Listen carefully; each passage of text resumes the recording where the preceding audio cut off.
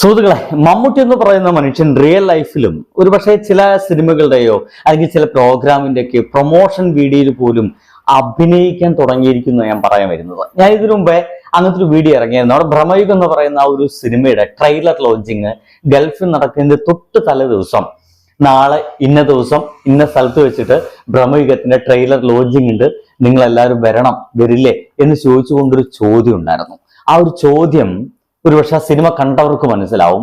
ഭ്രമയുഗം എന്ന് പറയുന്ന ആ ഒരു സിനിമയില് അവിടെ കൊടുമൻ പോറ്റി എന്ന് പറയുന്ന ഒരു കഥാപാത്രത്തിന്റെ സ്വഭാവം, ടെമ്പറമെന്റ് എന്തായിരുന്നു, അതേ ടെമ്പറമെന്റ് പിടിച്ചിട്ടായിരുന്നു മമ്മൂട്ടി എന്ന് പറയുന്ന മനുഷ്യൻ ആ ഒരു വീഡിയോയിൽ സംസാരിച്ചത്.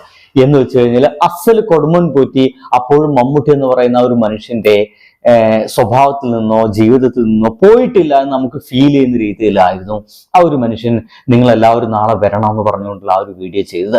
ഒരുപക്ഷെ ആ മനുഷ്യന് വളരെ ഈസി ആയിട്ട് പറയാം, നാളെ ഗൾഫിൽ വെച്ചിട്ട് ഇങ്ങനെ നടക്കുന്നുണ്ട്, നിങ്ങൾ എല്ലാവരും വരണം കേട്ടോ എന്ന് പറഞ്ഞു വെക്കാം. പക്ഷേ അതിന് പകരമായിട്ട് ആ ഒരു സിനിമയുടെ സ്വഭാവം എന്താണോ ആ ഒരു സ്വഭാവത്തിനനുസരിച്ചിട്ടുള്ള ഒരു ബ്ലാക്ക് ആൻഡ് വൈറ്റ് വീഡിയോ ഇറക്കുകയും അതില് വേണ്ടിടത്തെല്ലാം ഒരല്പം പോസ് ഇട്ട് ചിലയിടത്തെല്ലാം ഒരല്പം അമർത്തി പറഞ്ഞ് അതുവരെയുള്ള സ്വതസിദ്ധമായിട്ടുള്ള ആ ഒരു സംസാര ശൈലിയിൽ നിന്ന് വളരെ പതുക്കെയുള്ളൊരു സംസാര ശൈലി സ്വീകരിച്ച് ശബ്ദത്തെ ഒന്നുകൂടി താഴ്ത്തി ഗാംഭീര്യമുള്ളതാക്കിയിട്ടായിരുന്നു ആ ഒരു ട്രെയിലറിൽ, അല്ലെങ്കിൽ ആ ഒരു ട്രെയിലറിന് തൊട്ട് മുമ്പായിട്ടുള്ള ആ ഒരു ക്ഷണ വീഡിയോയില് ആ ഒരു മനുഷ്യൻ ചെയ്തത്.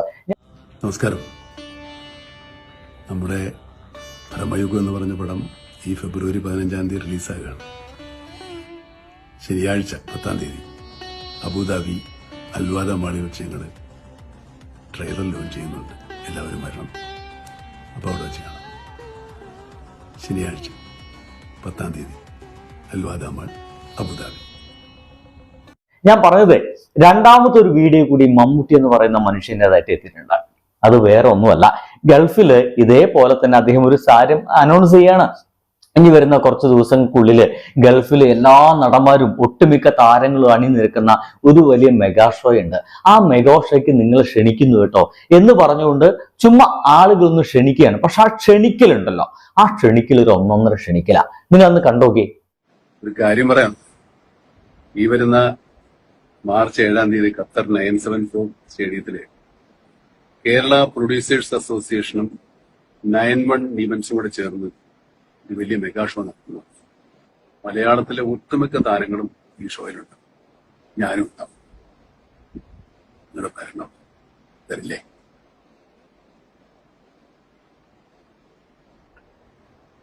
വാങ്ങി നമുക്ക് പൊളിക്കാം.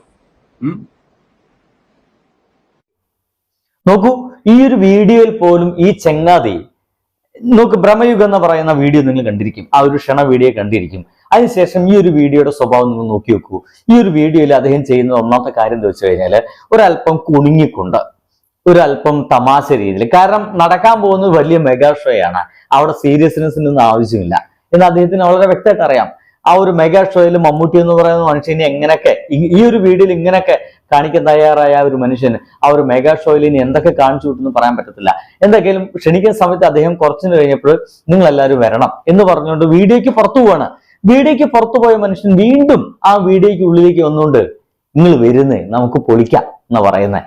ഈ പൊളിക്കുക എന്ന് പറയുന്ന വർത്തമാനമൊക്കെ മോഡേൺ ആയിട്ടുള്ള വാക്കുകളാണ്.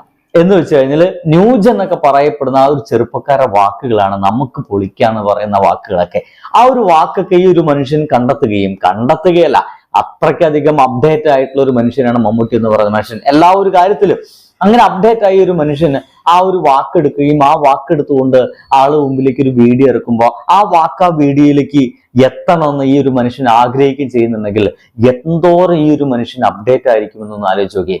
എന്തൊക്കെയാലും ഈ രണ്ട് വീഡിയോയും കണ്ടു കഴിഞ്ഞപ്പോൾ എനിക്ക് ഭയങ്കര സന്തോഷം തോന്നിപ്പോയി. അത്രയധികം അപ്ഡേറ്റ് ആയിട്ടുള്ള, അത്രയധികം താൻ ചെയ്യാൻ പോകുന്ന പ്രോഗ്രാമിന്റെ ഒരു നോർമൽ വീഡിയോയിൽ പോലും ആ ഇനി നാട്ടുകാർക്ക് കൊടുക്കാൻ പോകുന്ന ആ ഒരു പ്രോഗ്രാമിന്റെ ആ ഒരു അന്തസത്ത, ആ ഒരു പ്രോഗ്രാമിന്റെ ആഹ്ലാദം അതുകൂടി നമുക്ക് തരാൻ കഴിയുന്ന രീതിയിലാണ് ഈ മനുഷ്യൻ വീഡിയോയിൽ പോലും ചെയ്യുന്നതെന്ന് കണ്ടപ്പോൾ എനിക്ക് ഭയങ്കര സന്തോഷം തോന്നിപ്പോയി. നിങ്ങൾക്ക് എന്ത് ഫീൽ ചെയ്യുന്നത് എനിക്ക് വലിയ പിടുത്തമില്ലോട്ടെ. എന്നാൽ നിങ്ങളുടെ അഭിപ്രായം സത്യസന്ധമായിട്ട് ഈ വീഡിയോയ്ക്ക് താഴെ ഒന്ന് എഴുതാൻ ശ്രമിക്കുക.